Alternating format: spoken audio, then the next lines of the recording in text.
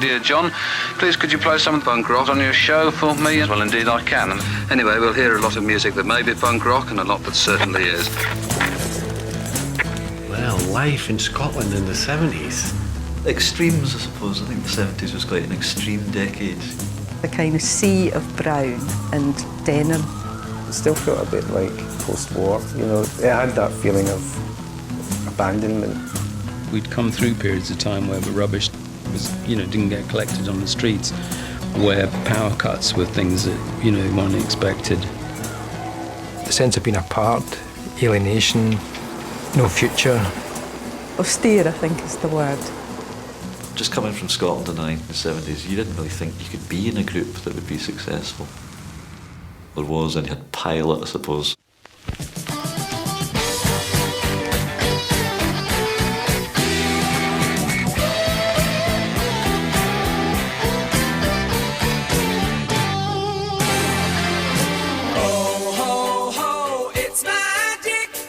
I always wanted to be in the band. When I was 3, I was in a band with my granddad. We were called the Beatles. He was Ringo Starr and I was John Lennon, right? The Faces were my favourite band, but I have to admit that I did used to listen to my brother's Genesis albums. We were like explorers. The brand was an explorer. I actually read quite a lot of military strategy. We all grew up with the Rolling Stones and the Beatles, but that was our big brothers and sisters' music. Well, I was a Bowie fan. Yeah, I made a guitar. You know these old egg slicers? It would have 10 thin strings and you'd lay the egg in and then press it down and it would slice the egg.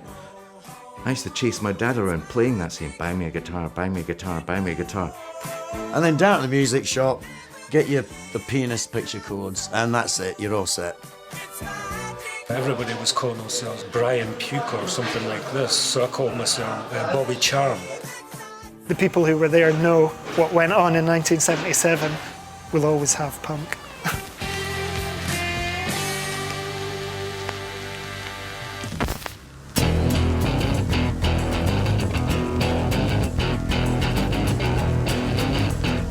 It's a predictable thing to say, but there's certain periods in which things like the late 60s or the early era of hip-hop, there seems to be a whole group, for cultural reasons, whatever reason, that are trying to express themselves differently or struggling to do something interesting, and it seemed like something like that was certainly happening in Edinburgh. You could feel it. I remember the Sex Pistols appearing on the NME or Melody Maker, and it was just like, wow. And clearly the best-known band, I should think, in the country at the moment must be the Sex Pistols. Every night, 10 o'clock, Johnny Peel. Just when you heard, like, Anarchy in the UK on your wee radio under the covers, it was just like... Virgin Records had an appearance of the Sex Pistols, and we all went along, and that's how we all met each other.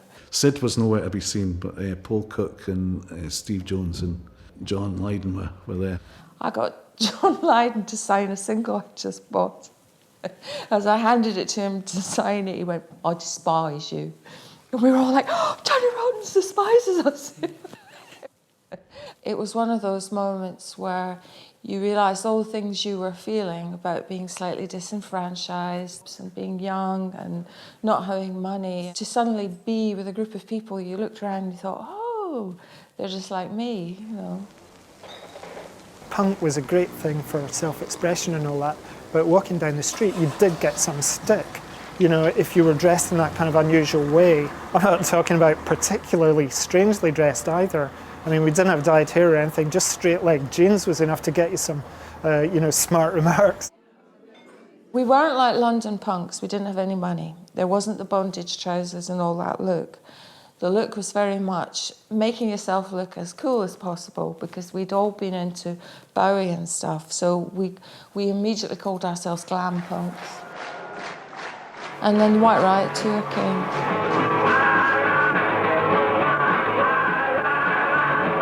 It was a real year zero moment. I mean, it was incredible. In May '77, the White Riot tour hit the east coast of Scotland. A star-studded bill of new punk heroes. The Clash, the Slits, and young soul rebels, Subway Sect. Yeah, the White Riot tour, on the big gigs, they had like multiple support acts, and we were like relegated right down to not at the bottom of the bill, because we had the prefects underneath us sometimes, or the slits. Bands before that were like divinities almost. They weren't connected at all in any way to the people who were out front. And that completely changed the very first time that the Slits walked on stage. The singer, she walked on the stage, right, and said, "Has anybody got a comb?" She asked the audience if anybody had a comb and came down in the audience. So she'd broken that barrier, and it was unbelievable. It was like, I want this. I want more. A lot of people, they sort of got off on like the Slits and the Subway sect more than they seemed to the Clash, and took more ideas of that maybe they could do it themselves from us, rather than the Clash didn't actually make it like anyone could have done it themselves, because they had a bloody backdrop of about 120 foot long. You know, the band couldn't just go out and get an articulated lorry and carry a backdrop around with them, whereas they could just go down Oxfam, get a load of grey jumpers like us and go on stage. We were just ripe for it, for punk coming along, really. It was just like a total DIY, don't give a fuck kind of thing that they were coming from. But it was intelligent. There was no polish to it. And that kind of kick-started everybody to think, well, there's not an enormous amount of musicianship going on here, but there's a lot of energy. We can do that. And out of this grew a whole new generation of musicians.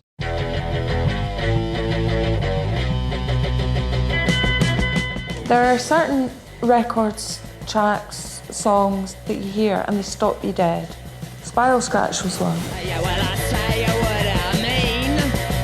I bought my then boyfriend a copy of Spiral Scratch. He said, "Gotta listen to this."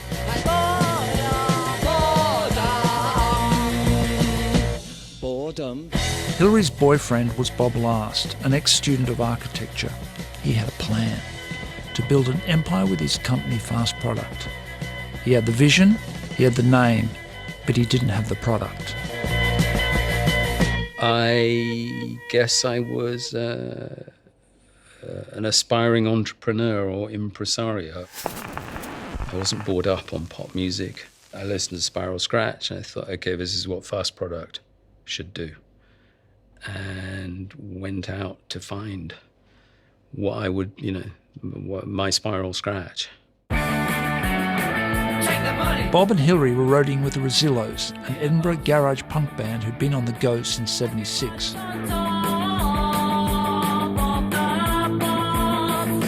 When the punk thing started up, they didn't start and then we joined on it. We all started up about the same time, and it was also like, there's something about our attitude which is it's the same.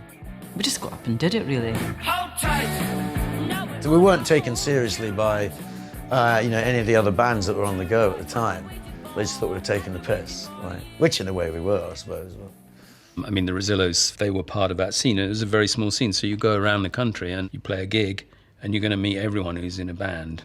Bob was just one of them people that used his own initiative quite a bit, and he was the obvious choice to manage the group, He was very creative and a lot of ideas, maybe a tad pretentious.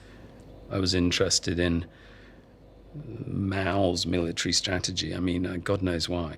We went along on a number of gigs, and through that we started to see these other bands all over Britain. And we thought, right, why don't we do a record label? And so Fast Product was born. Over 2 short years, only a dozen records would be released on the label. But from the word go, it challenged the might of the majors and paved the way for Factory and more.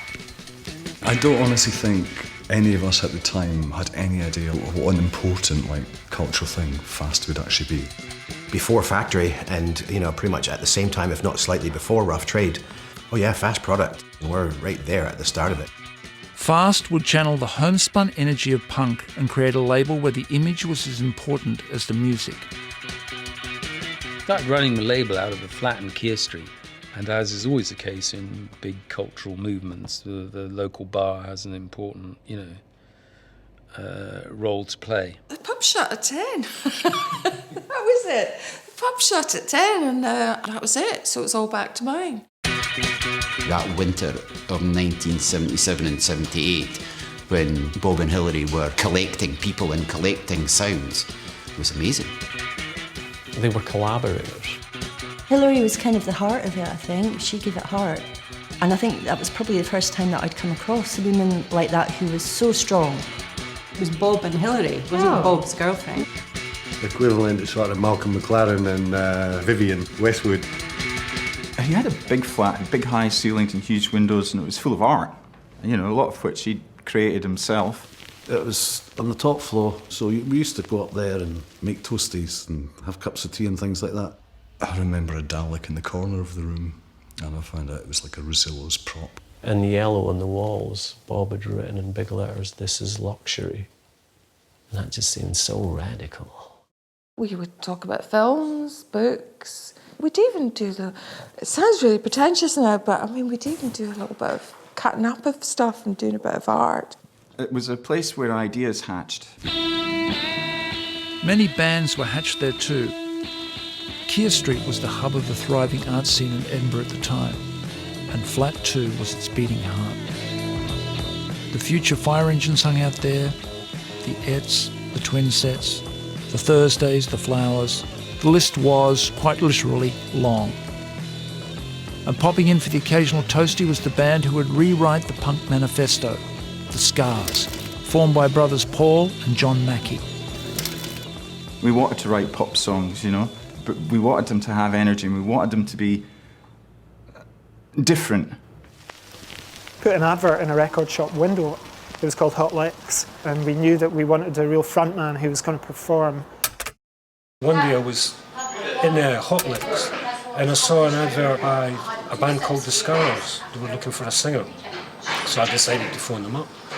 I did a rehearsal with them, what you would call an audition of sorts. But it was quite a fantastic audition. I got to hand it to Robert. It was almost like one of those horror films where the scary character elevates himself into the air in a sort of exorcist-type fashion. And started shrieking. It was the most incredible thing I've ever seen. So I sort of looked across at John and I thought, but, you know, we've really got a live one here. The other guy was so frightened by his performance that he just got up and left. So that was it, he had the gig. This wasn't the only band of brothers in town. Russell and Tam Dean Byrne had formed anarchic combo the Dirty Reds. There was a sort of budding of politics in me, and that's why I wanted to call our band the Dirty Reds. And one of the first songs we wrote was called The Rich Reds. Here come the Rich Reds from underneath our waterbeds. Walk on stage. Russell, you've seen him with his drums. He was a local butcher up in Clemerston, but he also was a jazz drummer, and he had a kit. What he was doing to earn money was he was going rabbiting up Clemerston Hill and selling the rabbits to the butcher. So he convinced me it was that I'd front the money for the drum kit, and he'd go ferreting to make the money back. Of course, Russell was at that age where he started smoking and drinking that. He never went ferreting, and he still owes me the money. The Dirty Reds split into Dirty Reds 2, featuring a young Davy Henderson on guitar and the Flowers with Hilary on vocals.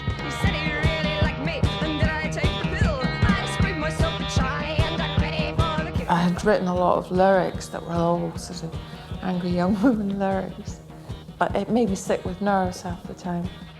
There was lots of eventful gigs involving lacerations and almost decapitations, etc. Our first gig was for the Edinburgh University Communist Society, and in some hall up in the university. And I do remember that it was like Russell threw the cymbal, and it was like, you know, it's just sort of flying through the air. If I had hit somebody, it would have been death. But the music, in a way, strangely, was less important than the excitement of the feeling that you were doing something new. One thing differentiated Edinburgh amongst other sort of punk movements in the country was The fact that people wanted to move on from punk really quickly and make their own original music, and punk was a starting point, but it wasn't supposed to be, you know, perfecting a formula.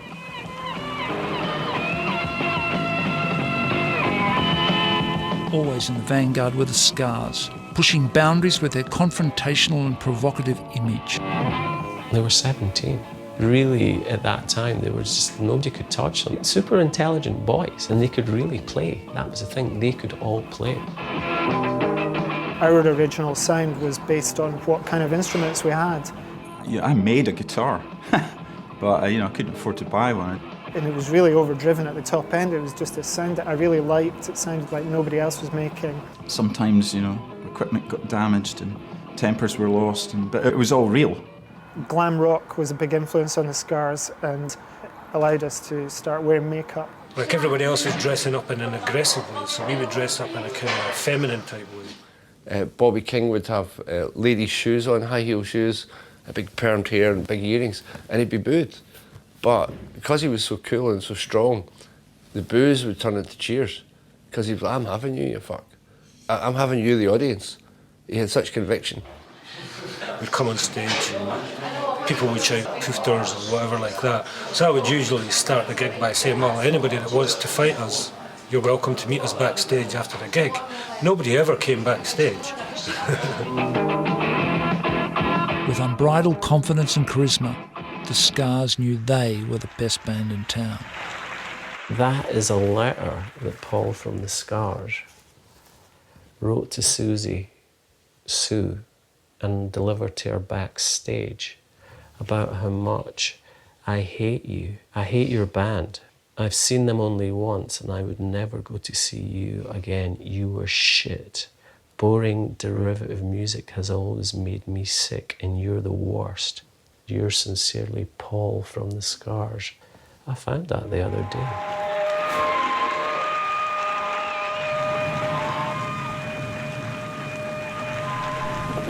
On tour with the Rosillos, Bob and Hilary were on the hunt for their Spiral Scratch. We were like explorers. The brand was an explorer.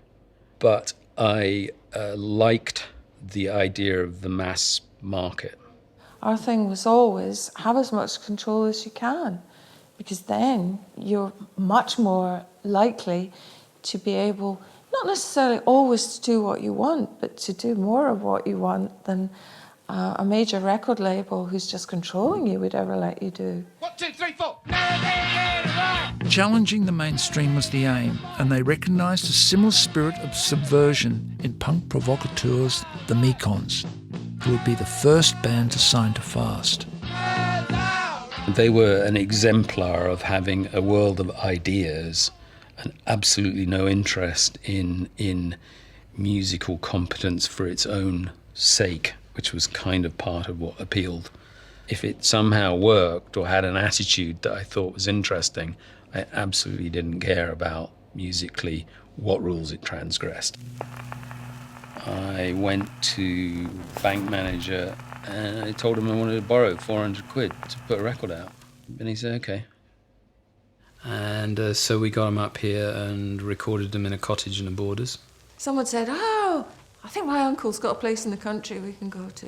Get down there and discover it was all locked up. His uncle only stayed there sometimes. So the long and short of it was that Mekon's first record started by breaking into a house in the middle of nowhere. And I was quite small, so I was put through a window, let everyone in, took over this house for the weekend, recorded the Mekon single. It was one thing to make a record, but quite another to get it out to the masses. I didn't have a clue how to do it. I just assumed I'd made something fucking great.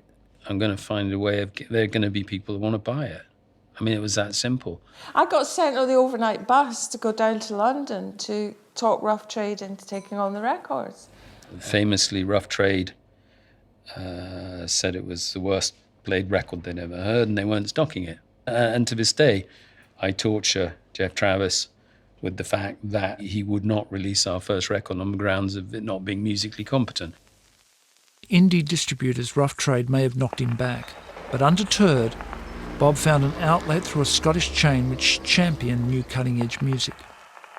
Well, Bruce's was an absolute focus for the punk movement. Bruce is a big music fan, and we had all the punks of Edinburgh coming into the shop, it's pretty much every day of the week. Bob Last and Hilary Morrison, they were bringing a box of 25 to start things off with. I don't think we started really selling things until it got reviewed in the NME. Made it single of the week. That's the equivalent these days of it suddenly trending on Twitter or whatever.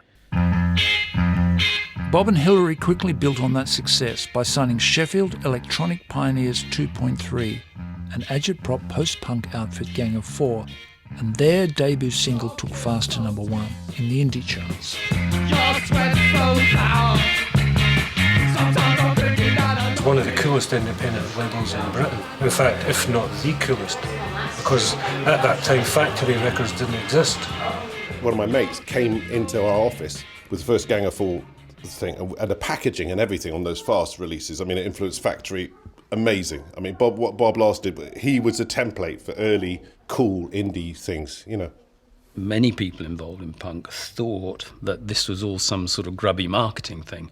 We took the opposite point of view. We said, actually, one of the reasons we're excited about doing this is because I like deploying packaging and marketing.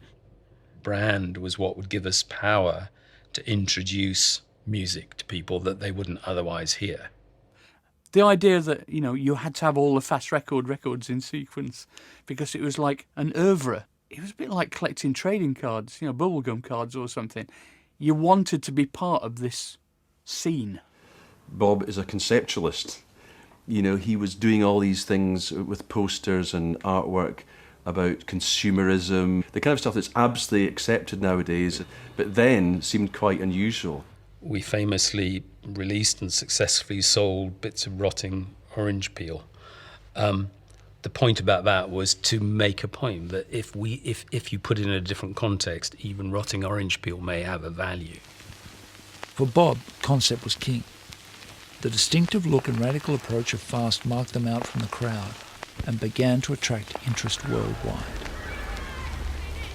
I can remember him playing a tape that he'd just got from American. It was Human Fly, it was Cramps. And Rab hated it. He was like, it's just rock and roll. I don't see it. And for whatever reason, Bob decided not to take them on. Okay, ready. Let's do it. That was a really interesting thing. I went up to Bob's one afternoon and he'd received a cassette from a band and a letter on silver foil, and it was the flipping Human League. Listen to the voice of Buddha. Sing, stop your sericulture. We, as the Human League, never had any idea that anybody would ever be interested in putting out any of our stuff. Paul Bauer, so he was in 2.3, he was the lead singer and writer. I met as a fellow trainee manager at the Co-op in Sheffield, boning bacon and stacking shelves. He was the one who heard Being Boiled. He said, you've got to send this to Bob. I reckon he'll really like it. I think it's brilliant. I'm going, what are you talking about? First of all, it's in mono. Nobody's going to want to buy a mono record, There's no excuse for thoughtless slaying. I'd put the record out before I ever met them. I don't know if we even spoke on the phone. I just wrote back and said, yeah, great, I want to put it out now. Very strange combination of apparently incredibly significant and important lyrics that also insisted on being completely meaningless and poppy at the same time. And I loved that tension, so they had me straight away. Next thing you know, it's out and John Peel's playing it on a regular basis on his show. And this is utterly crazy. It sold I think, around about 5,000 in 10 weeks. It was phenomenal, and that was the kind of thing that was happening almost on a weekly basis, It was heaven, because musically you didn't know what was happening next. If there was a market for cutting-edge electronic music, Bob was happy to exploit it. And there was.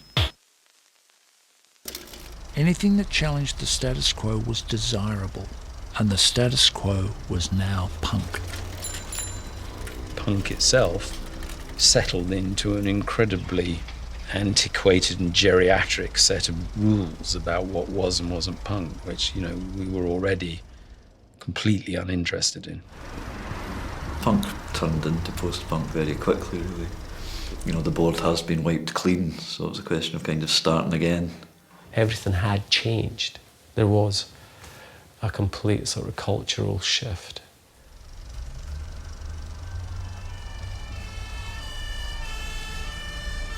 By now, the Dirty Reds had evolved into another band, with Davey on vocals and his old school friend Murray on guitar. The name is a good one, actually. The first piece of literary work I ever got published, possibly the only, was when I was 6 years old at school. It was a poem about fire engines. You know, they're red, they're noisy. What I loved about that when I was a young guy was just the fucking rawness, man. Do you know what I mean? Just fucking amazing. Yeah, it seemed like they just wanted to drive forward at full tilt. All other considerations secondary. Our main objective was to have something that was not laid back in any way. Laid back was just bad. The fire engines were just what you might call an enigma. And I remember very early on seeing them come into the tap of Lauriston. They all walked in and they'd got this job lot of long kind of overcoats. And they looked like a band. Fire engines were famous for really short, aggressive, explosive attacks of sets, you know, maybe 10 to 15 minutes long, and it was kind of astounding to see. People would say, you only played for 15 minutes, and it's like, well, who wants to? You're only famous for 15 minutes. I think Fire Engines were one of the best Scottish bands ever. Totally underrated. Amazing live band. Should have been a really big one. We had a song called Discord, and Mark was saying, you should put that out, it's really poppy. It's like Blondie. And he said, oh, definitely not Get Up and Use Me. Use me. Use me. They clubbed together with a couple of friends, Angus Groovy and Paul Steen, and made Get Up and Use Me for around 100 quid. I don't know how, I think there was maybe 1,000 copies. So there was a big box of vinyl and a big box of sleeves. Angus would start gluing, expecting us to glue, and we'd wake up at 6:30 in the evening and sneak out the house and walk into Edinburgh and try and find somebody to buy us a drink, and he'd be gluing away in the dark. It actually got reviewed and that was just like unbelievable. It just changed everything. It just turned your mind around completely.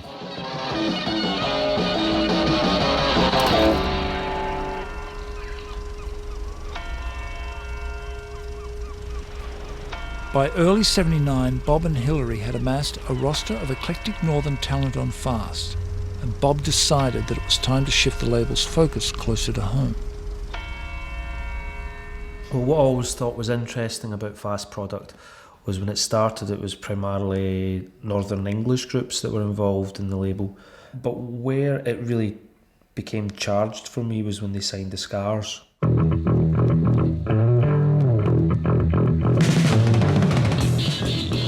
Late summer 1977, we did our first gig in Blerno, and it was like a whole year passed. And meanwhile, the Mekons came out, the Gang of Four, the Human League, and I was like, are we never going to get our chance to make a record? I can very clearly remember seeing Roxy Music on the Old Grey Whistle test.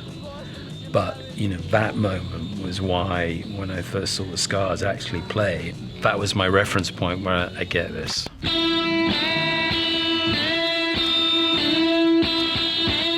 mean, a lot of people suggest that Blue Boy by Orange Juice was the start of the whole explosion, you know, and that Blue Boy was like Scotland's Anarchy in the UK. I don't think it was. I think it was Adultery and Horror Show on Fast Product by the Scars. He took us to Rochdale of all places, to record our first single, and it happened really quickly. It was quite raw. Horror Show was essentially just a synopsis of the folklore horror. It was called possibly the most violent song ever written, just because of the nature of the lyrics. That exploded. That was just incredible, and it still sounds incredible. You know what? It's just an amazing kind of mission statement. And the fact that Fast Product had signed, you know, a band from Edinburgh, it just felt that Scotland was alive. New labels, clubs and fanzines were in proliferation. There's bands springing up everywhere, fanzines on the grassroots level, people putting out their own independent records and stuff like that. In what seemed a completely mad move, I decided to set up a small live event on a Tuesday night. Why Tuesday night, I don't know, but a place called the Aquarius in Grindlay Street. It immediately became apparent there was a whole other culture and group of acts that were doing really exciting things. Alan started his own label, Rational, which went on to home the Visitors, the Delmonts and Article 58. We used to support bands like A Certain Ratio, The Scars. It was quite a fertile time. Everyone was involved in trying to do things. Well, there was a bit of band rivalry, obviously, but we were all very supportive of each other. We'd borrow equipment from each other, share PAs, put on gigs together so that we could get gigs. Because folk would just do it because they were into it and because they enjoyed it. I mean, now everyone wants paid for everything, and then it was just for the fun of it then. Stephen Daly, drummer with Glasgow band The New Sonics, was one such enthusiast. He had his own label, Absolute, and wanted to sign an austere, uncompromising Edinburgh outfit. He loved the sound, if only they'd changed their name. They should have kept their name as TV Art, man. They would have been big now, but they changed it to Joseph K. I mean, that sounds like something out of a book, right? Okay, this is Joseph K, and it's called Chant Meeting.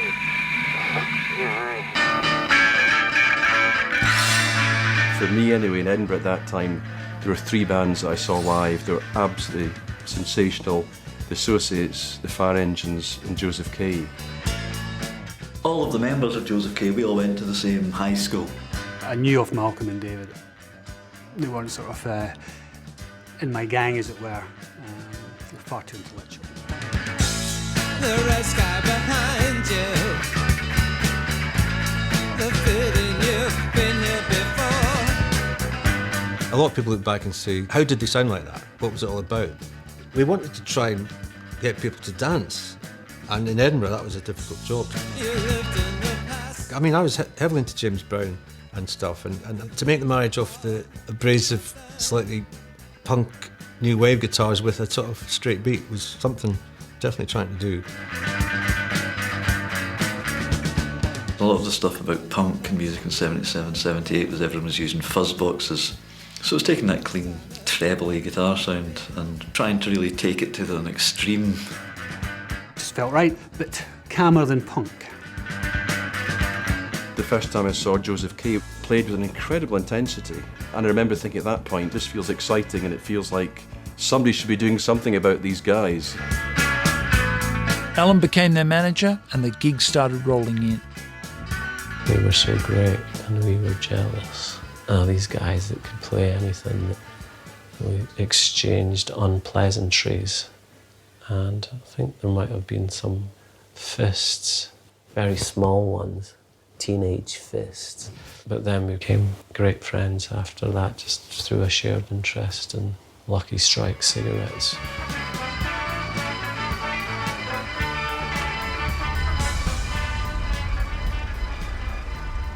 By 1979, Fast Product's unconventional approach marked them out from the burgeoning indie market, and the label became as much of a story as the bands. We really were inundated after the first 3 or 4 singles. And this is where the idea of the earcoms came on. It was earcomic. The idea of being like a music magazine where you got a taster. And it was to give a snapshot of very, very, very different things that were happening. Keir Street alumni The Thursdays were featured, fronted by cult poet Paul Reiki. Jen has remarkable properties.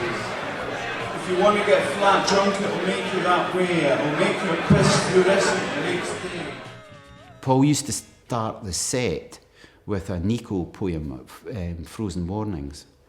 And then we joined them on stage. And we were ducking bottles because we weren't thrashing out. No, I don't know just why. For the second issue, Bob and Hilary released a couple of tracks by a Manchester band that had been on the brink of signing. Joe Callis and I in particular were huge fans of Warsaw, the precursor of Joy Division. And we would give them support slots whenever we could. And we had on and off discussions about releasing them. We had turned down the original Joy Division because I knew what the name meant, and I was uncomfortable. Joy Division is a reference to the corps of prostitutes that the Nazis created for their military. And I think they were playing with iconography the same way we did, and they were being provocative. I since met them. Ian Curtis came off. He was a lovely guy, like cats, came to visit us. It was all fine, but, you know, I had reservations. We played a few days with the Rezillos. Bob Last was the manager at the time. We'd always sort of kept in touch. He mentioned his idea for ACOM, and we just offered him, you know, the 2 tracks. They gave me the tracks because I asked them. You know, you don't get something if you don't ask for it.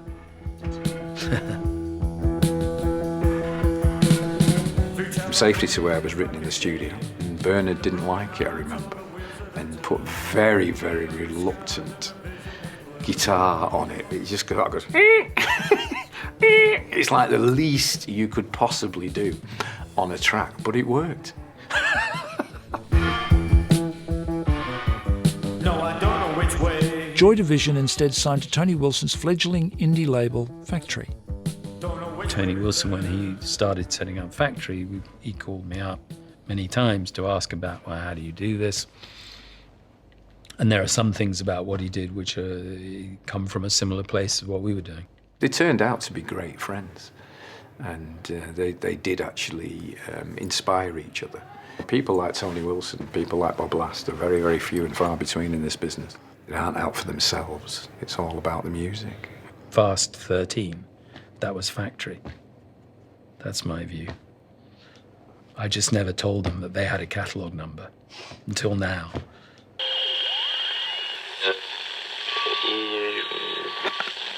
Indie labels now ruled the airwaves, in the evenings at least. Well, it was in the late 70s as it hit 1980. It was an incredibly transformative moment in music, because it was that stage beyond punk, which was obviously given the name, possibly by me, post-punk. It certainly splattered the idea that music could come from anywhere around the country. So suddenly you started to pay attention to other places, you know, Liverpool, Manchester, Yorkshire, Scotland, you know.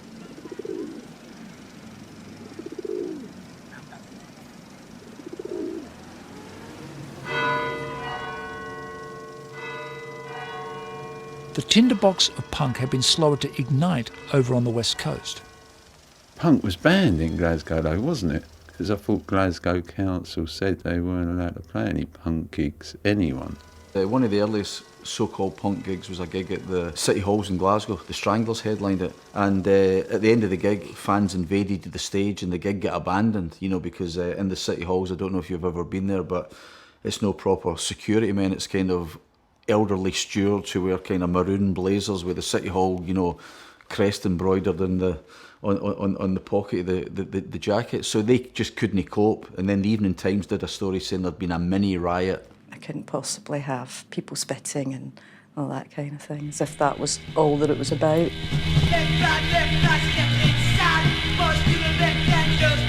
But local bands emerged, spearheaded by Glasgow punk legend Jimmy Loser, guitarist of the Fun Four.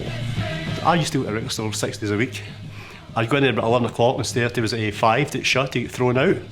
And that's how you got to actually form bands. First time I met Alan Horn, he used to hang about Bruce's record store, not speaking to anyone. Stand at the side until they'd tell Alan, would you mind actually leaving the shop? This is Postcard Records. And we have here, this is Orange Juice fan mail. And this is the accounts, and they're not really sorted out either, and the tax man will get us for this. Alan Horn and his friend Edwin Collins were setting up a West Coast indie label to rival Fast Product, planning to launch Edwin's band Orange Juice onto the world. found Orange Juice, Blue Boy, sitting on the record player. So I put the needle on it, and then it was an epiphany moment. You think, what is this? And from that moment on, you just think that's the best thing I've ever heard.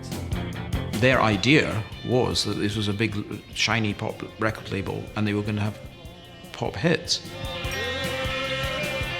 First time I heard anything about Postcard was a guy stopped me in the street and said, there's this great thing happening in a house in Charing Cross, and they started a record label, and I was like, what are you talking about? And it was, of course, 185 West Princess Street, the famous flat inhabited by the now legendary Alan Horn. Don't really know what to say about Alan. It isn't too controversial. If you speak to anyone from Orange Juice, they go straight for the jugular with Alan. He was a lovely guy. Cheeky, egocentric, naughty.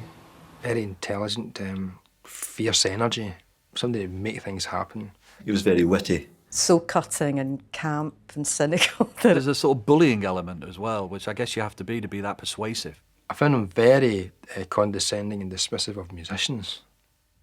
He famously thought that the managers in punk rock were as important as the singers. Malcolm McLaren would be interviewed as well as the Sex Pistols, almost like artists in themselves, and I think that's what he modelled himself as. Suddenly you had this kind of pop Svengali, or as near to a pop Svengali as Scotland was ever going to get. Like Fast, Postcard would also last for only 2 years and produce a dozen records, but would inspire C86, Creation, and a new generation of indie talent. And their first single went straight into the charts, the indie charts.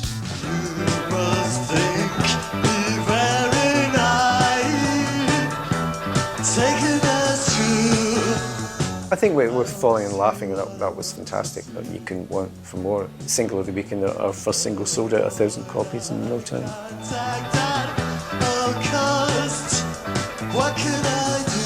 As soon as you heard Orange Juice, it had a sound, because Alan Horn was very much that, and it's true, a label must have a sound. And that sound quickly became known as the sound of young Scotland. The thing that was great about Orange Juice was that they were a punk rock band, but they sort of said, well, okay, we're a punk rock band, but we really want to make records like Chic. Punk was kind of resolutely, working class, and there was a lot of people and, kind of embraced the whole ripped jeans kind of aspect of it. So when Edwin and Alan appeared on the scene, they looked like something from the Famous Five.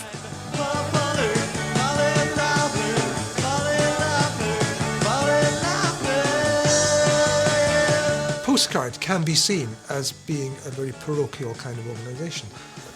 I don't agree that it was. It was a humorous way of slapping London people in the face.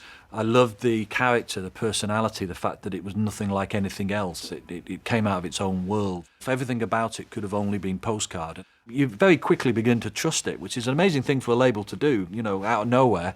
I want all those records. They're all going to be great. I trust it. The sounds of young Scotland were radically different coast to coast.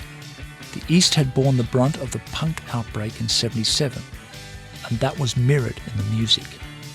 It was almost like America. It was East Coast and West Coast, and Edinburgh was very definitely the East Coast. You were getting the sounds of Perubu, you were getting the sounds of television, that abrasive, angular thing. Yeah, I don't know what they were into in Glasgow, but they were definitely much more sort of melodic and nice and sort of middle class. But there was one musical influence both sides were agreed on. It started with the Velvets, I think. It was the Velvets. The Velvet Underground. The Velvet Underground. The Velvet Underground. Velvet Underground. The Velvet Underground. The Velvet Underground. Velvet Underground. Velvet Underground. The Velvet Underground. I think the Velvet Underground are the most important band to every Scottish band that came out from 1976 until probably 1986. I remember seeing Velvet's albums in Coburn Street Market, and I remember seeing copies of White Light, White Heat, and looking at the cover, and it was black. It looked incredibly exotic, and I was too scared to buy it, actually. I mean, when I first met Edwin, I think he was carrying the first Subway Sex single and Velvet Underground album. They were kind of like his blueprint. you know, for a group. There's so many pathways that lead to the heart. It was the cusp of a new decade, and one band was preparing to cross the east-west divide. Tempted by the poppy sounds of Postcard, Joseph K. defected. Alan Horn, asked us to be on Postcard Records. We didn't want Postcard Records just to be a vehicle for orange juice. I think he had an idea that he'd like Postcard to be a kind of Motown as well, though. He wanted real classic pop tunes and big classic productions, so we were certainly an antidote to sort of the glossier side of things.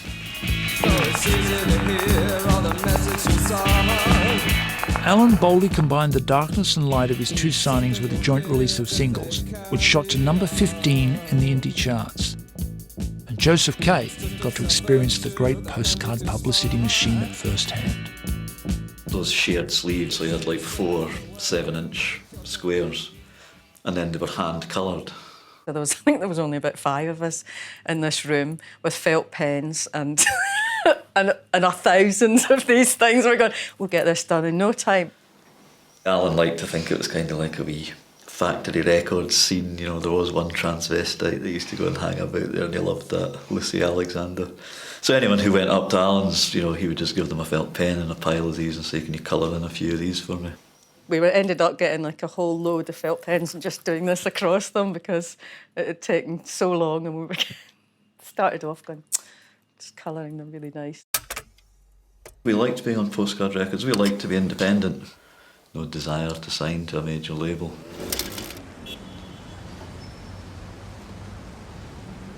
Alan Horn and Bob Last, although not necessarily soulmates, shared the same philosophy, that you shouldn't have to go to London to make it in the pop business.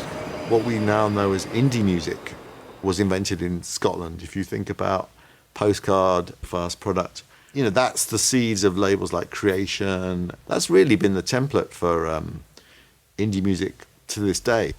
I was always very proud of doing things from Scotland that were UK-wide and international. And that, to me, was the point of being in Scotland. It wasn't to be narrowly Scottish. It was to say, hey, Scotland's part of, we stand up there with everybody else. There's no reason why we shouldn't operate from Glasgow. There's no reason why, if we wanted a major contract, the major record company shouldn't come out up here and bring the coals to Newcastle and the fish from the fire.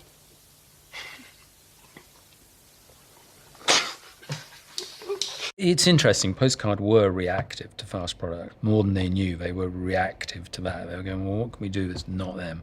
And so right from a get-go, part of what energised Postcard was not being Fast Product. I think both Bob Last and Alan viewed each other very, very warily and circled each other and avoided contact. Somebody told me in the recent book about Postcard I evidently sent them death threats. I don't remember it being that tribal. So it was quite adversarial, but it was interesting to see that this energy was spreading out. But for one band of post-punk pioneers, London was calling. I think it's great. Pavements are golden, and, everything's wonderful. Nothing lasts forever. Okay, everything has a lifespan, and our creative relationship with Fast had a lifespan as well, and when it was over, we knew it. We knew we wanted to move on to something more commercial, and we parted with mutual respect. Now from Edinburgh comes Scars, who've just released their first album, Author. Was a cold day outside today. I have nothing to do, so I thought about. They got pretty big, I think. They were on the TV, man. Paul Morley got interested in the band. I said to him, have you seen the review? It sounds it's fantastic. He said, that's nothing, wait until you see my review. And I just thought, oh my God, this is great. Suddenly we were propelled into that arena. Getting stopped on Oxford Street or in Soho by girls and giggling, send you fan mail and stuff like this. So in that sense, it was good fun. They signed to a major and made a critically acclaimed album, but it would prove to be their only one. Bigger budgets and less control. I always thought it was a shame for the Scars because they've fantastic album, but then, you know, somebody's taking photographs of them dressed up as New Romantics. It's just really unfortunate, you know, it was just like, whoa. Being on an indie label is different from being on a major label, and the expectations are different. The budgets are bigger, so you've got to sell more records, there's more pressure to have a hit. It's the same old story. You know, we consider it pretentiously as our art, they call it product, you know. We were playing some really good gigs and we just couldn't get that sound to translate in the studio. We didn't have the right sympathetic kind of ears that we had when we recorded to Horror Show and Adultery. I think being in a band is like, I liken it to being married. All the good and the bad compressed, you know. You're touring with guys, you know, everything about them. What you want to know and what you don't want to know. And, you know, that's quite a pressure cooker for young guys. Robert left the band and we carried on, tried to find another singer, it didn't work out. The same things that made it work ultimately tore it apart, if you get my drift.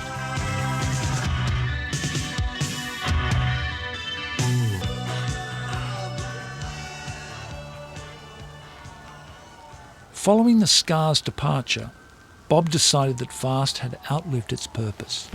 He put out 2 more singles by the Dead Kennedys and Human League and shut the label down. If you look at what went on in Fast Product, if you think of it as one body of work that collectively every band, everybody who ever walked in the flat, collectively made together, anyone who beat me up because I didn't release a single, all those people were part of it. Somehow or other I knew it had finished. It's too far gone to remember exactly how I knew, but it was done. And we wanted to go on doing things and trying out new ideas, so rather than muddy the waters of what Fast Product had done, we invented a new brand. I mean, that all sounds like rather grand rationalisation. It might be we were just bored. And so Pop Oral was born. I think he saw in mind some kind of label where, you know, all the acts had a certain affinity, a youngness, a popness, if you like, you know, aiming at the charts. Well, we always thought this was about pop music. Let's see if we can make some pop music. Turned out, A, we couldn't, and B, we'd been so corrupted by what we did by Fast Product that we thought that Davey Henderson was a pop star. Alan always wanted to sign the Fire Engines, and I think was absolutely galled that Bob Last signed them to Pop Oral. The plan is my survival alongside a big song of the people love. The plan is my survival alongside the big song of the bulldozer. I never sang that for a while, I can assure you. True Fast tradition, the packaging played fast and loose with the concepts of consumerism. They said, right, we want to be commodified. We're going to be half naked, oiled up with slabs of meat and boxes of soap powder. Let's go to the abattoir, take our clothes off and like hang out and get covered in baby oil. Sadly, we couldn't get into the abattoir and we settled on buying about 15 quid's worth of steaks from the Safeways. And I did this photo session. It was very funny. It was in my flat and I had had a break-in a week before. I had all these half-naked, oiled-up boys on my sitting room floor and the doorbell goes and it was the police about my break-in.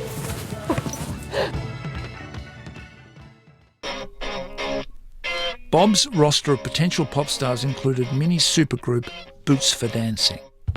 Slightly punky funk kind of thing. The Enemy were interested in doing a cover feature on us, you know, and Dave bottled out. Dave decided it wasn't for him. He was worried his mates wouldn't talk to him or something, or think he'd sold out or something like that. It was just like, duh. What were you thinking of, Dave? I mean, I was just a teenager then, but I didn't play the game. But I'm quite proud I didn't play the game, because that's pretty punk as far as I'm concerned. Of course, we did Candy Skin. It was Bob that put the strings on Candy Skin, which probably is the best thing about it for me. We were always interested in looking for sort of cracks into the mainstream. It was probably the closest we ever got throughout any of that time to something that actually was recognisable to other people as being pop. Candy Skin is very catchy, and it did get on to Round Table, you know, the BBC thing. Where it was roundly dismissed as the worst produced record that anyone had ever heard. And at the end he says, no, I don't think it's good because it sounds out of tune at the end. And it's going, that's our sound. It's like, it's not out of tune, that's how it's meant to sound. So it got the thumbs down. I think it was a great bit of outsider pop, and remains a great bit of outsider pop. Despite critical success, Bob again decided enough was enough and disbanded the label. But not to leave the music business. On the contrary, he had his sights set on greater things: band management and publishing. I had no ambition to have my own major label. I was interested in that action of being the insurgent, and I'd done it.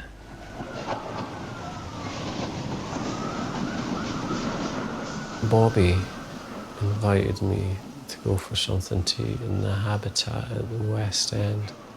It was kind of New Year's Eve, actually, I think. He told me he was starting a publishing company, and he wanted me to be one of the acts. It was either me or not at all, on my own. And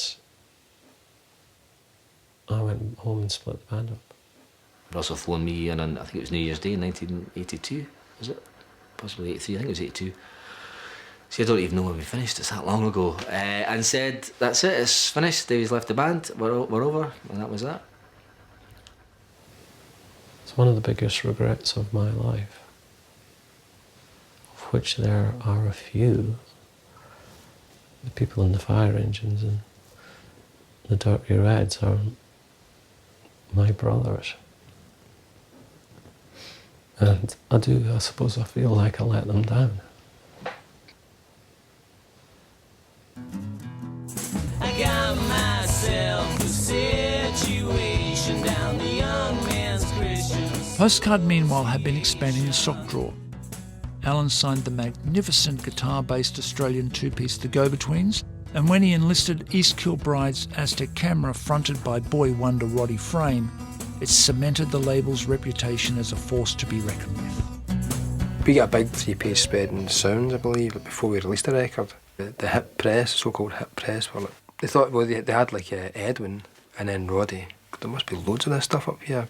It was really exciting because we'd never had any of that. We'd never experienced the music press being interested in. There came a time in the early 80s where it seemed that anybody who walked in Sucky Hall Street carrying a guitar case, you know, an A&R man would jump out with a chequebook and say, sign here, I'll give you a deal.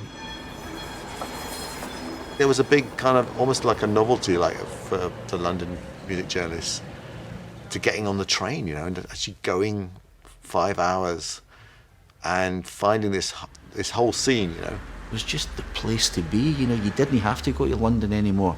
It was equally, if not even more exciting, because it was ours.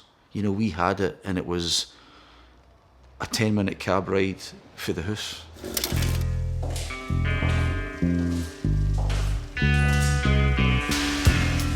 With the press eagerly awaiting more pop pearls from Postcard, Alan felt it was time to put out the label's first album. It wasn't by Orange Juice, but by enemy favourites Joseph K. Well, I thought Paul Haig was a pop star. He looked like a pop star. I liked the enigma, the cryptic quality, the beauty of the voice. That was my kind of pop star, you know, slightly thought, you know, existential, you know. Looked like he read Beckett but loved Diana Ross, you know. It just seemed the perfect hybrid. But the classic pop charm of a 45 didn't translate to 33 RPM. When we heard the masters, it sounded blanded out. Pure and simple, it just didn't seem to be the sound of Joseph K. So Alan started sowing seeds of doubt about, he was saying, I don't think it sounds very good, the drums are mixed too loud, we're not happy with this, we don't have to put this out, I'll talk to Rough Trade. Of course, Rough Trade were aghast because they'd put up, quite a substantial budget for it.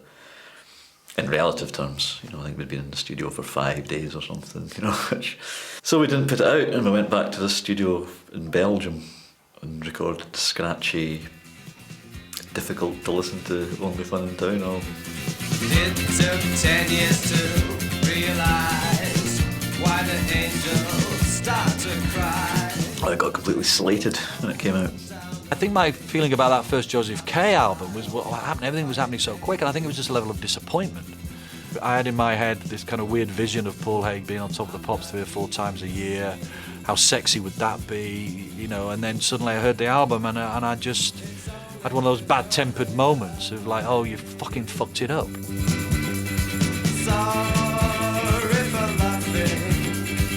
I remember Paul Morley talking to me about it, saying how disappointed he'd been, how things should have moved on, and he'd thought we should have sounded like the Police. It was almost like, to him, a betrayal, I think. We'd purposely committed commercial suicide or something. But I think it was very much out of love and affection. Oh, I'm so disappointed you've let me down, forgetting, oddly enough, the ramification of that it was because I was obviously meant to be the postcard guy, and suddenly the postcard guy had scrawled all over the postcard, said it's bloody rubbish, what's happening? Not releasing that first Joseph K album, for building the label and for any kind of commerciality, that was just a ridiculous decision to make. It was art, not commerce. But commerce was the name of the 80s game. They're probably the most successful British group to combine German-style electronics with a fairly commercial form of melody. The Human League plays out. Bob Last was now managing the Human League, grooming them for pop stardom. But his strategy for chart success would have massive implications for the band. Bob was a very appealing character to us because he had this kind of aura around him that he was like your dad. We just liked the way that he approached the business. But behind the scenes, I didn't realise Bob was manipulating and was in deep discussion with the record company about how to split us and take Phil away and make him into a pop star, make loads of money, and get 2 bands for the price of 1, essentially. The divide and conquer game plan worked well. The schism produced 2 bands, Human League Mark II and Heaven 17, with Bob managing both. Martin Wares, he was kind of sacked from his own band. The band that he formed, he was sacked from. Because I was in a state of shock. You can imagine, this was the first example of, probably only example in my entire life, thinking about it, of proper betrayal. Full-on epic betrayal,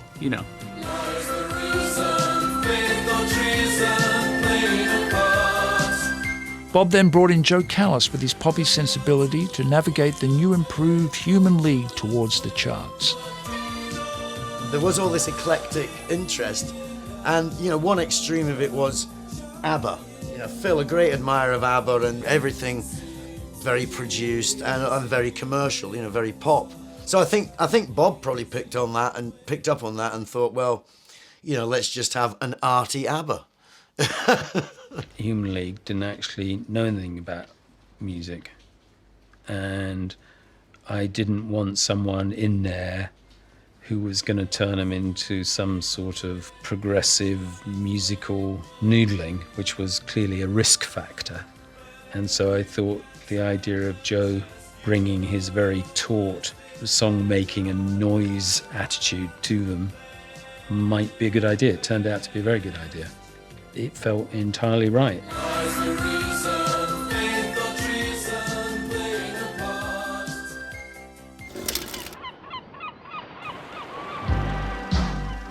A duo from the East Coast were also on the brink of cracking the mainstream.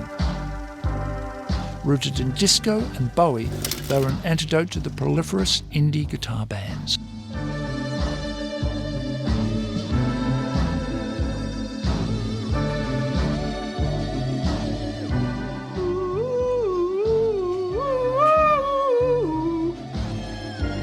Did we use helium?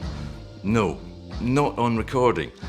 But we did have helium in the studio because we just thought it was so freaking funny. It was like kind of anti-rock in a way. Fantastical pop music that was like, some of it came from Bowie, some of it came from disco.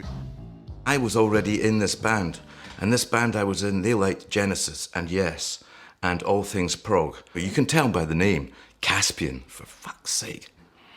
But I heard this voice, and it was in Tiffany's in Edinburgh, and I said, I've got to have that voice. Don't make me do what the atheists do. You know, we wrote Party Fears 2 in 1977.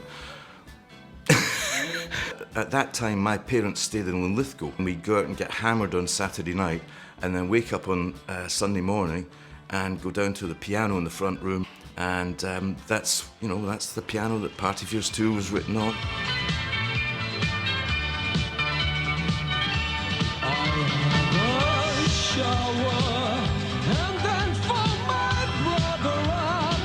I came up with the riff, and we looked at each other and said, "That's a hit, isn't it?"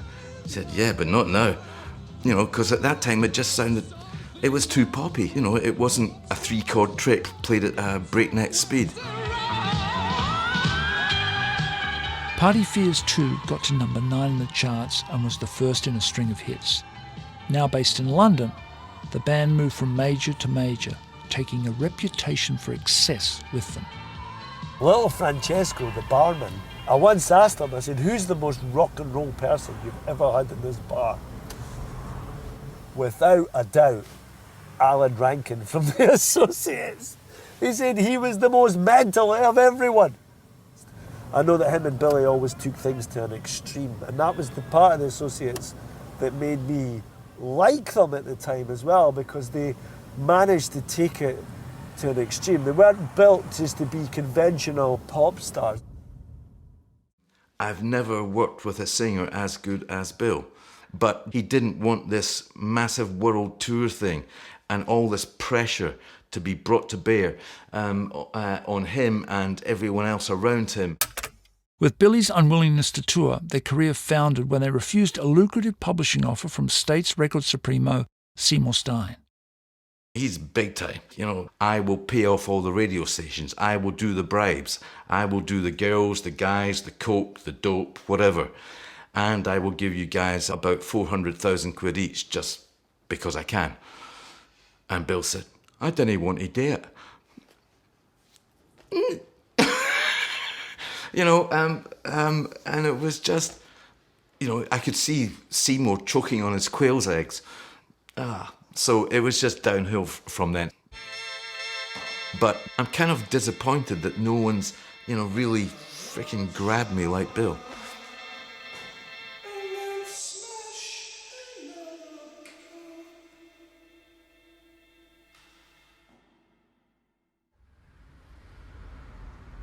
It was becoming increasingly difficult to compete as an indie in the glitzy world of 80s pop.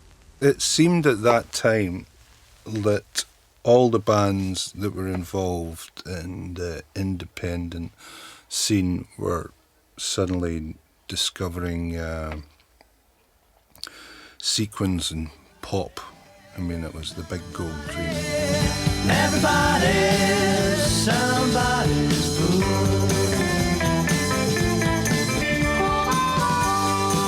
Cracking the charts was the big gold dream. And Alan Horn was convinced he could do this from the Warhol-esque factory he'd created. He nurtured a bunch of young bands like Strawberry Switchblade and the Pastels, signed the Jazzeteers, and had hopes of releasing a Bluebells track.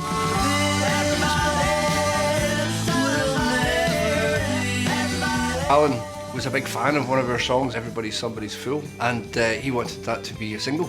And I remember Alan kind of interviewing us, to see what we were all about when we were in the Bluebells early on. And one of the questions was, which part of Easterhouse are you Neds from? How can I put it? Alan wasn't a great manager. He had lots of really good ideas. He could actually make stuff happen with radio stations and press, which was great. He could do that side. But as far as the actual creative process was going on, he was actually fairly unencouraging. and quite dismissive. I don't know if Alan knew what to do with us. We had a lot of good press, and when we released Just Like Gold, it delivered, and everyone thought, this is wonderful, you know, the next big thing, blah, blah, blah. If it had gone at that point, we maybe have got whoever we wanted, but we held back, rather Roddy held back. And end up, the biggest label that was doing with us was Rough Trade. Unfortunately, this coincided with Alan having a kind of loss of confidence about where the label was going and what was happening with the label. Because the plan for Postcard Records was to release an Orange Juice album and an Aztec Camera album. And if he'd done that, if he'd just ridden it out for a couple of years, you know, Postcard Records could have gone on to be one of the successful, most successful independent labels. But instead, Postcard began to implode. Frustrated with lack of direction and commercial success, both Orange Juice and Aztec Camera took the big gold road south. It was a blow for Alan, but at least he still had Joseph K, who were on the brink of a European tour. Joseph K were playing our gig. I think I phoned Davey just to see what time they were going to be leaving with the gear in Edinburgh, and Davey said, oh, Paul's saying this is the last gig he's going to do, and Joseph K's not doing any more gigs after this. I'd always thought it would just be like it was in the early days. We were really us against the world sort of thing. I decided I'd had enough. It was the right time. And I was kind of a bit annoyed and that he hadn't even spoken to me about it. And I just kind of said to Davey, oh, well, you know, that's the end of the band then, eh? You know. It's kind of funny. I was walking down to go to the sound check, and we bumped into Edwin in the street. So I was saying to him, oh, is the band splitting up? And Edwin immediately said, why don't you join Orange Juice? And I said, well, what about the rest of them? Do you want to check? And he was like that, no, it's okay. I don't need to check with the rest of them, you can join. So that was the 5-piece, and it was no fun at all. Everyone was squabbling all the time, mostly David and Stephen. They were meant to be the rhythm section. For Alan, the loss of his main stars was the death knell for Postcard. After producing only 11 singles and 1 album, he decided it was time to wind up the label.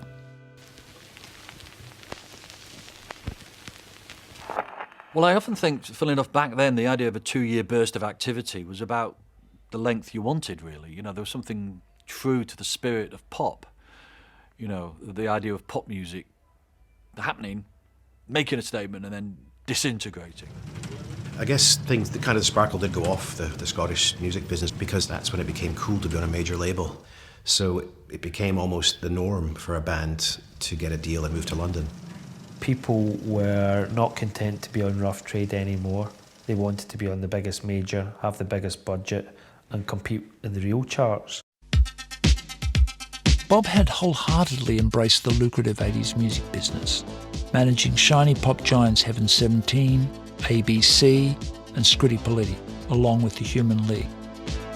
Now on major label Virgin, he steered them to worldwide success with their new album Dare, which shot to #1 on both sides of the Atlantic, producing 4 hit singles.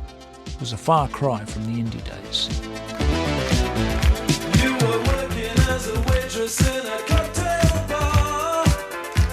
When I met you, I picked you out. It was almost like a complete surprise that it went that stratospheric, you know. You know, that's not really the band that you thought you were. You thought you were a bit darker and a bit less pop.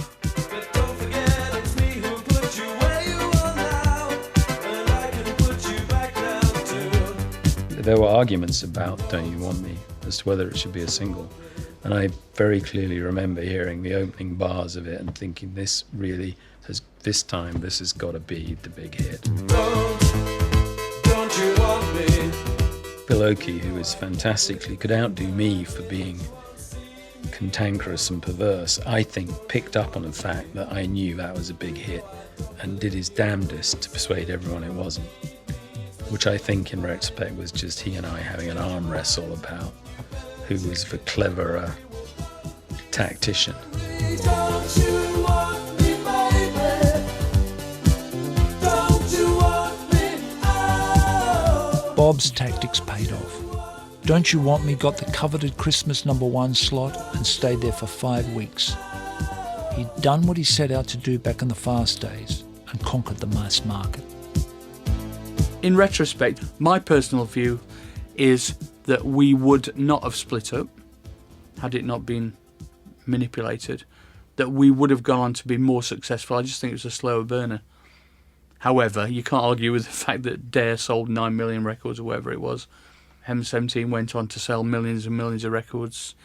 I can't blame him, you know, I can't dislike him even. I just really think he's a great lad, you know.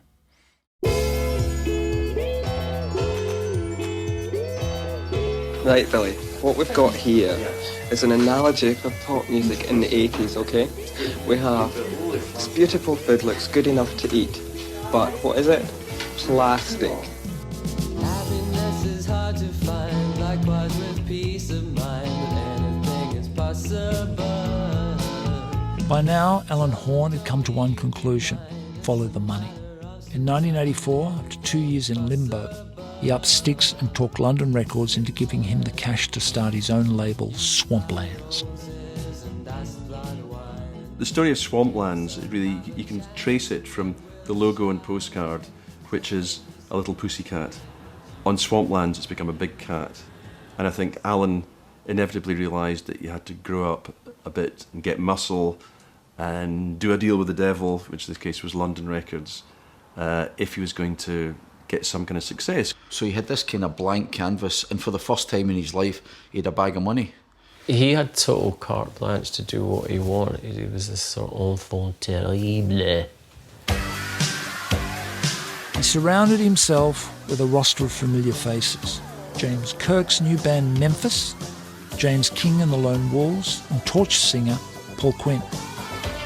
And he finally achieved his dream of signing Fire Engines and their new incarnation as a three-piece Win with multi-instrumentalist Ian Stoddart.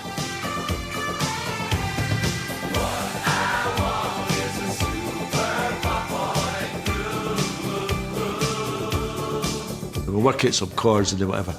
And we're doing the thing, they'd be going, Stoddy, man, you're the fucking musician, man. You can fucking do it, man. You're the musician. You're the fucking...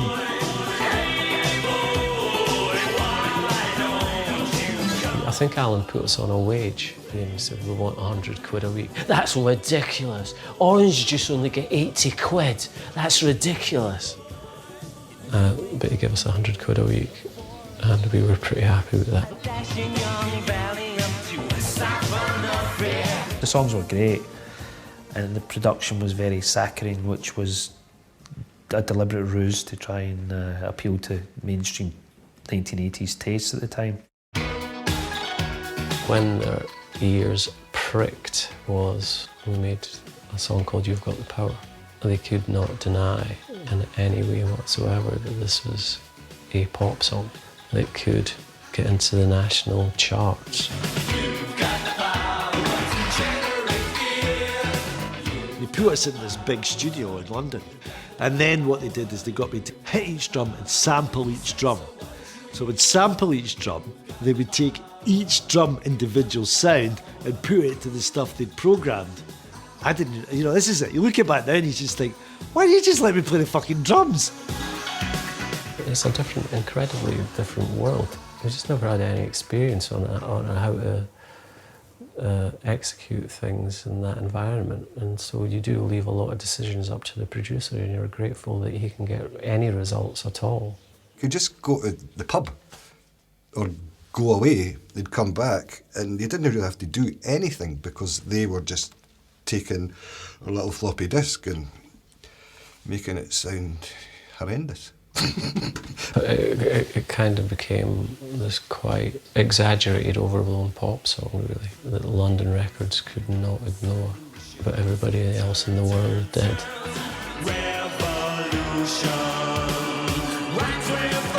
They had a meeting and decided it was my voice that wasn't radio friendly. It was my fault in the end for writing the song in the first place and not being able to sing it. Unexpectedly, it looked like Wynn were about to hit the big time when the song was picked up by Scottish brewery McEwan's.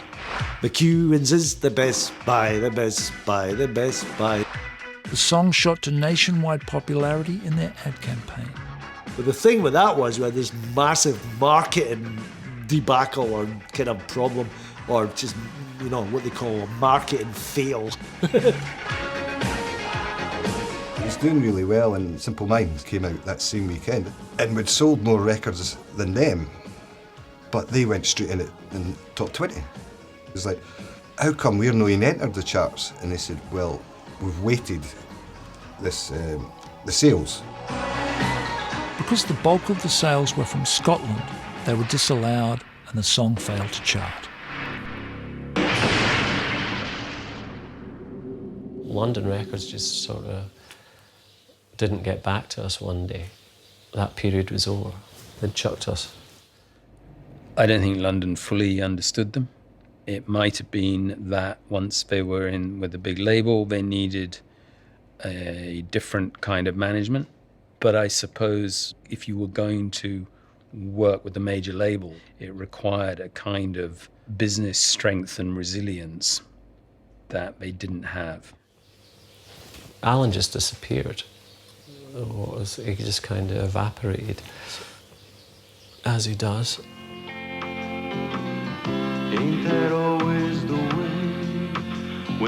But the driving force behind the label was Alan's belief that Paul Quinn was a star in the making, and that consumed all his attention. Well, Paul I've been working with off and on for years, and it's always been like, I've always, you know, thought he could be very successful and make great records. Is he an erratic person to have to work for? Yes. Is that not bad then? No. Why? Because any creative people are erratic. But I think that means that something of some worth will come through.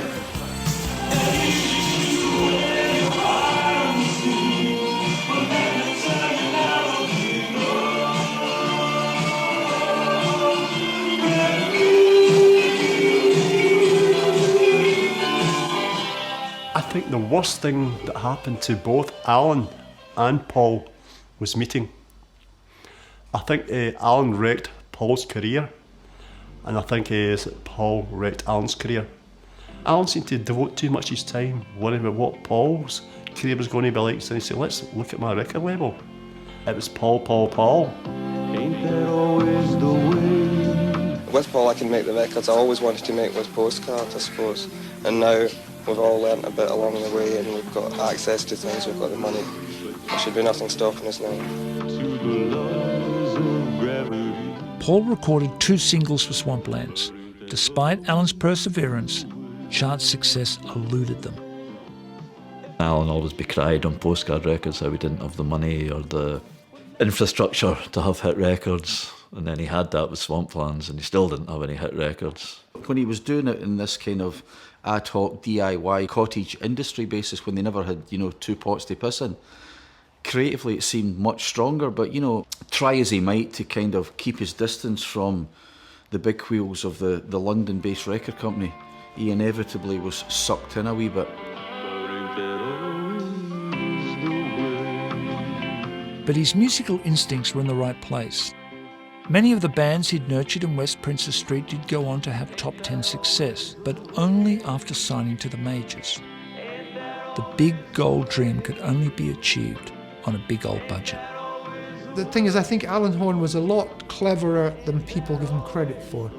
An entire city full of artists kind of stepped forward and moved on in different ways. And that's his achievement. The fact that he didn't win big time, well, you know what? A lot of people don't win big time. There's no shame in that. He took them on and pretty much got a result.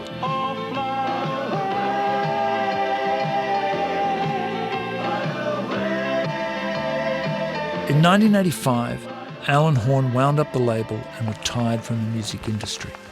Bob Last, meanwhile, had moved into movies. But in the space of a few short years, they and the bands they'd nurtured had exploded the music scene. The dawning of Postcard and Fast was the beginning of the real Scottish music scene, and then we ran with it after that as Creation. It's a great time to be a kid in Scotland. To have two incredible labels on your doorstep was, pretty fucking lucky, I think. Fast and Postcard never lost the punk aesthetic. I'm still making music because of people like Bob. They were literally changing the world, and they made great records while they were doing it. It did cause outrage, but it's about being fast, it's about being intense, and we're done.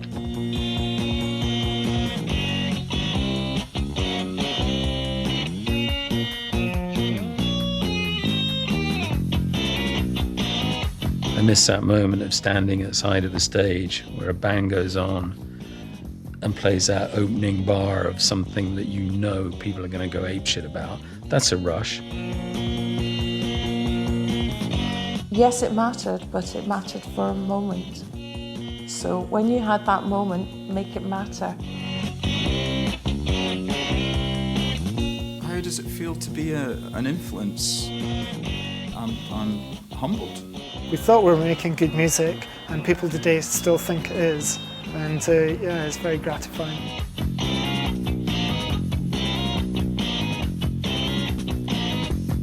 I'm still very proud to have been part of one of the most exciting times in Scottish music history.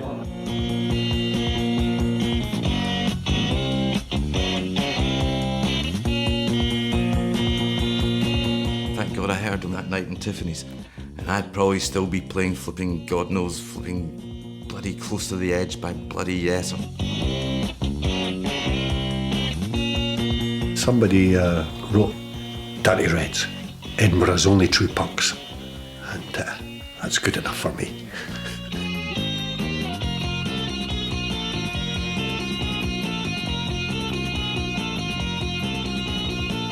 When I look back on my life, I think I was lucky to be born when I was. These new friendships that were forged sort of from the age of 17 to, say, 21, 22, they are for life. I think there's always going to be a sound of young Scotland. I think there is one right now. The sound of any young country should always be changing. And in a way ours still is.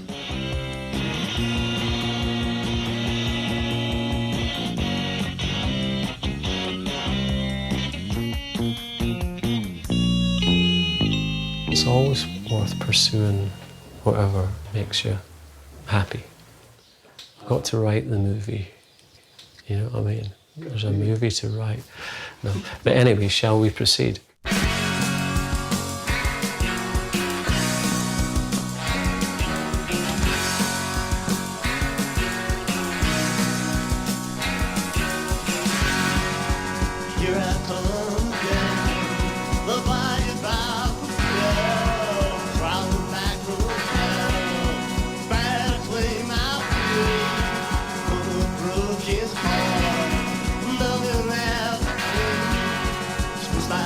This town, the living shadow.